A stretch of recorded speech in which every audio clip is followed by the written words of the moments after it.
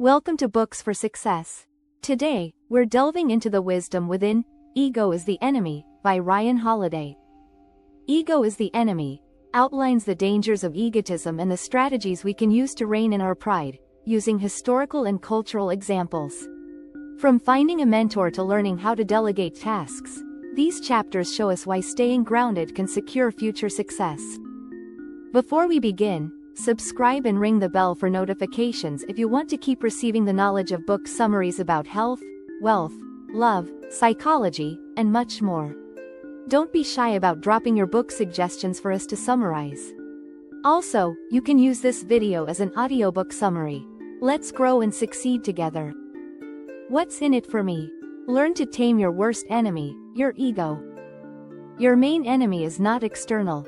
It is not bad luck or bad parents. It is not scheming opponents or the cruelties of late capitalism. Your main enemy dwells within you. And its name is ego. We're not talking about the psychoanalytic concept developed by Freud, the ego with a capital E. We're using the word ego as it's more commonly understood. Unhealthy self-regard, selfish ambition, straight-up arrogance. Ryan Holiday points out that we are always in one of three stages. These three stages are aspire, success, and failure. We're always in one and always moving toward another. Let's say you're succeeding in your career. Well, what happens next? Either you'll encounter difficulties and fail, or you'll keep succeeding and aspire to achieve more. Or maybe you're failing in your relationship. What happens next? Well, either you keep failing and then aspire to start a new relationship, or you aspire to fix the one you're in. See how this works? You're always cycling through aspire, success, failure. And no matter what, no matter which stage you're in, your ego is your enemy. Now, some might argue that ego is necessary to get started or to stay ahead. But ego is not the same as ambition. Ego is not the same as confidence. Ego will thwart your dreams, undo your relationships, demolish the life you've built, and prevent you from dusting yourself off and trying to build again. Now, your ego will manifest in different ways depending on which stage you're in.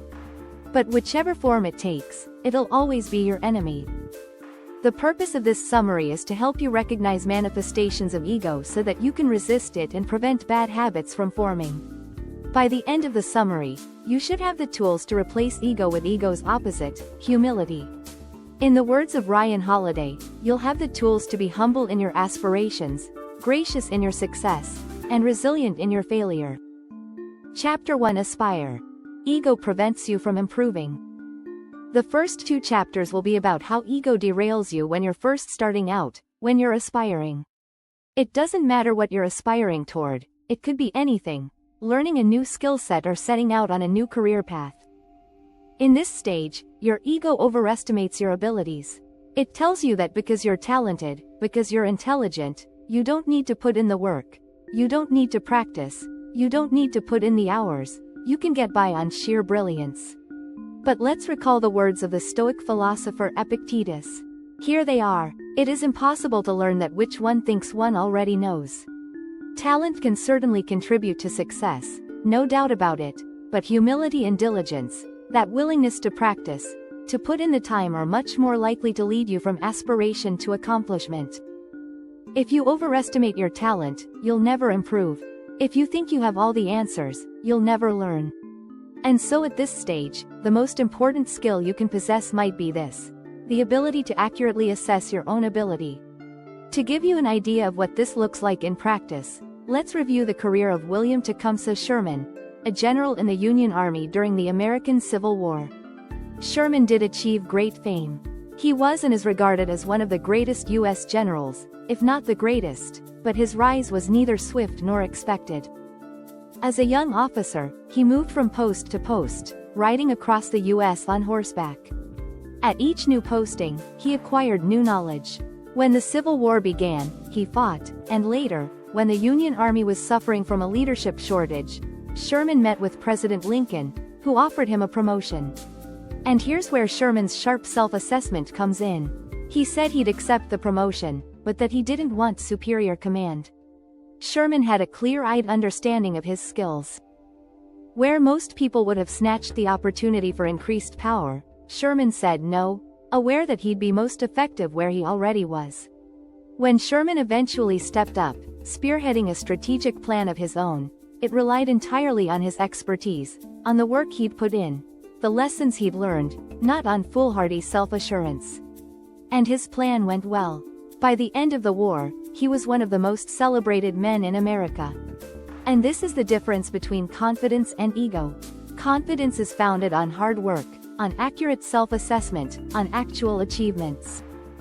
Ego is foundationless. In Holliday's words, ego is stolen, confidence is earned. All his career, Sherman left his ego at the door. And this earned him not only confidence, but success. In a bit, we'll come back to Sherman and how he handled that success. Spoiler alert, he handled it well. But for now, take a moment to assess yourself. Be unflinching, be objective, be unforgiving. This is tough. It might be a bit painful. But remember, the point isn't to hurt yourself, it's to humble yourself. If you have an uninflated, unexaggerated understanding of your true abilities, you'll be much more likely to succeed because you'll be prepared to put in the hard work. Chapter 2: Aspire. 3 pointers for counteracting ego. Especially when we're aspiring, when we're first getting started. Hard, unglamorous work is what it's all about. The path to greatness is paved with small actions. It's fine to have a grand vision, to want to write a book or to master a difficult skill. But a book is written word by word, sentence by sentence. A skill is mastered hour by hour, mistake by mistake. It takes work. Putting in the work is the best way to counteract your ego, to replace it with confidence. And it's also the surest path to the next stage, success. Holliday gives 8 pointers for counteracting ego in the Aspire stage. And more than half of these pointers are about action, about doing something rather than trying to be someone, about being willing to put in the work. So let's look at 3 of them. First up, talk less.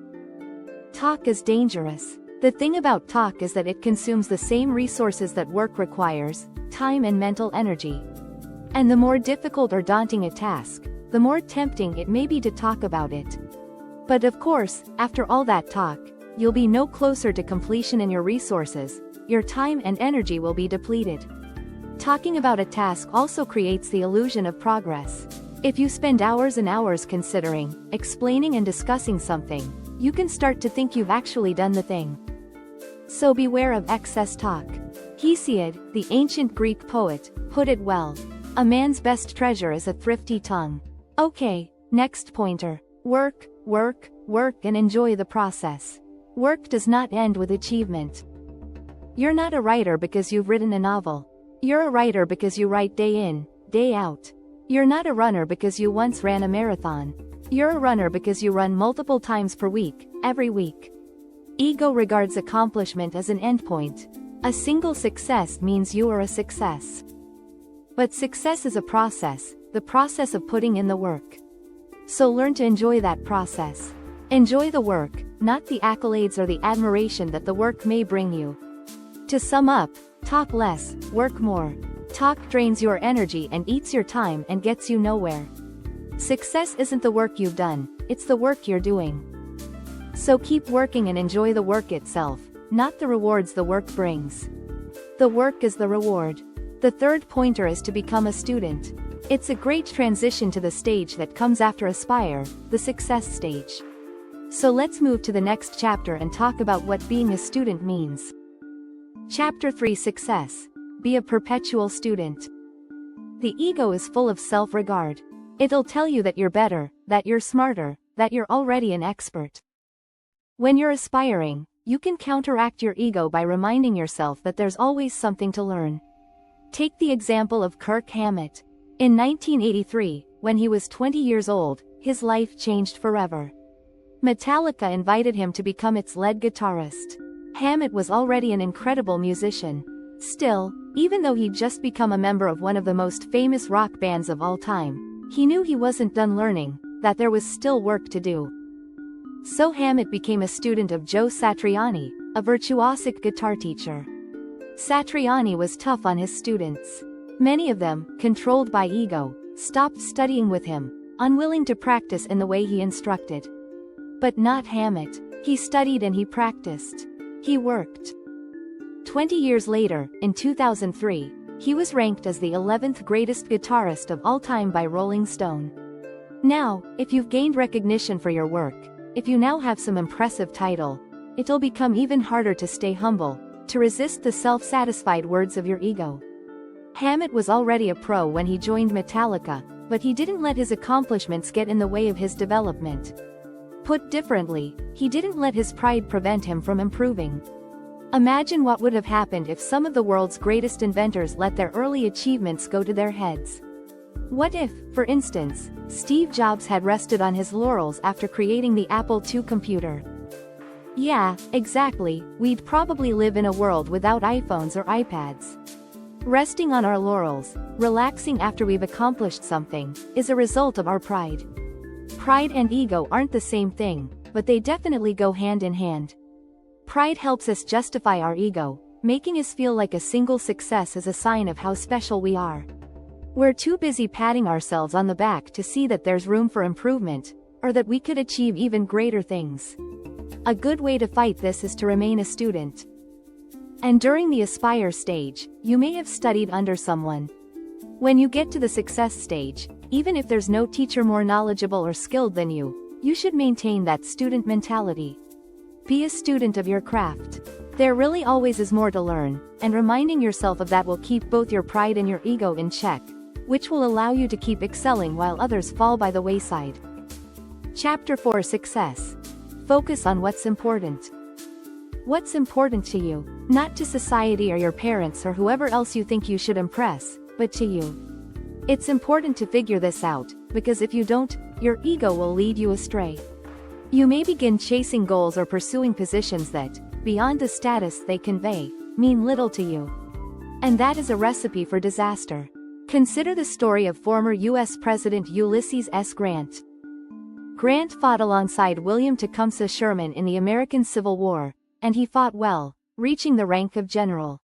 In fact, in terms of military success, he and Sherman stood shoulder to shoulder. They were two of the most famous people in the United States, honored by all as heroes. But here's where the differences begin. After the war, Grant ran for president, and he won.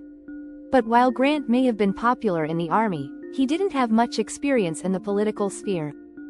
No matter, though, he wanted to win his country's highest political office, he thought he was the man for the job. Now, maybe you're thinking there's nothing wrong with this. Grant was simply ambitious. But there's a distinction to be drawn here. Ambition, unlike ego, is based on a solid foundation of real achievements. Sherman, for example, he was an ambitious man. He desired success, too, and he earned it, building a strong foundation of experience within his rank before moving to the next rung on the military career ladder. But you'll notice he never put himself forward for a job he wasn't sure he could do. Let's get back to Grant. So Grant won the 1868 presidential election. His victory, however, wasn't much of a gain for the country. His administration was ineffectual and corrupt. Grant, a truly kind and upright person, was not made for the wheeling and dealing of Washington. It took him by surprise. After 2 stressful and trying terms, he left office, disliked by many and seemingly baffled by his own poor performance. Later, Grant was bankrupted in a Ponzi scheme, yet again led astray by a desire, for easy money this time, that led to nothing but ruin. Unlike Sherman, who was never interested in becoming president, who preferred to keep working hard in his field of expertise, Grant couldn't figure out what mattered to him. Sherman knew that his success in one field couldn't necessarily be transferred to another, and he was fine with that. Grant did what so many of us do. He achieved some success and immediately wanted more, not considering whether the more he desired was of any importance to him personally. Not that he's alone here. We all do this, all the time. We get caught up in the race. We forget that we determine where the finish line is. This is ego incarnate. The need to have more power, more money, more exciting experiences, without considering whether the power, the money, the experiences will get us closer to what matters to us. So, what's important to you? Maybe you want more time with your family, or maybe you really do want more money. Both of these goals are totally fine. What's important is that you know. Pursuing your goal, whatever it is, will require trade-offs. And ego allows no trade-offs. The key to getting what you're after is knowing what you're after. And once you know that, you can ignore everything that might get in your way. Chapter 5: Success. Keep your ego in check by learning to delegate tasks and trust your team. Do you have trouble trusting teammates or coworkers? Or do you ever feel like you can't give them tasks to do because they just wouldn't do as good a job as you? Now, these are telling signs that your ego probably needs to be reined in a bit. Try placing trust in other people's work. You and your team will benefit from it. As you move up the career ladder and take on more of a managerial role, you'll probably run up against your ego. Maybe you're used to getting recognition for your work, but now, in your new role, you don't get much credit. You oversee the work of others, and they get the credit. Fight the temptation to do the work that you should be delegating. That voice in your head telling you that only you know how to do things correctly. That's your ego. Resist it. Delegate those tasks. And appreciate the benefits of delegation. You may discover that others are just as capable of handling everything that you used to have on your plate, and you will suddenly have time to dedicate to new things. Trust others, respect their work, and put your newfound time to good use. If you're still not convinced that delegation is a good thing, keep in mind that the costs of refusing to delegate can be pretty hefty. So hefty, in fact, that they can ruin entire businesses. Here's an example: the story of car manufacturer John DeLorean. DeLorean, believing that he had a better understanding of the car manufacturing business than his bosses at General Motors, decided to leave his job at GM and start his own company. The problem was, this belief wasn't based on much. DeLorean didn't have the expertise or the experience. He didn't have the managerial skills, all of which soon became painfully clear. In his new company, he tossed out the stable, top-down responsibility structure that made GM thrive. Instead, DeLorean and his ego had to have a say in every single decision, a dictatorial style of management that was unsustainable, to say the least. The story ends as you might suspect. DeLorean's endeavor failed, ending in bankruptcy. In the final chapter, which we're about to enter, we'll talk about what you can do if you fail, how to bounce back. Chapter 6: Failure. Find out why you failed. So, let's get into it. If one of your great ideas gets rejected or you don't get the job you applied for, it's natural to feel frustrated. After all, our egos tell us that we're entitled to receive rewards.